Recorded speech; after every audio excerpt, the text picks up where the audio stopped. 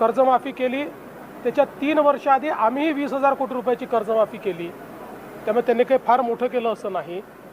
या उलट त्यांनी जी घोषणा केली होती की आम्ही 50,000 रुपये चालू खात्याच्या लोकांना देऊ, 2.5 वर्षात फुटकी कवडी दिली नाही।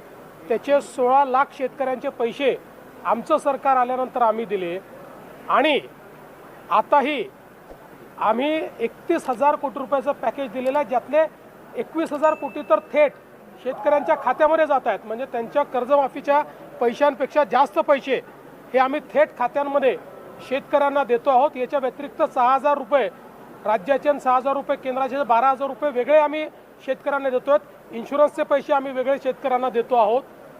त्यामुळे ज्यावेळी त्यांच्या काळामध्ये अशी नुकसान झालं होतं त्यावेळी त्यांनी नेमके किती पैसे दिले हे जर आपण बघितलं तर त्यांना असा मोर्चा काढण्याचा अधिकार आहे का हे आपल्या लक्षात येईल।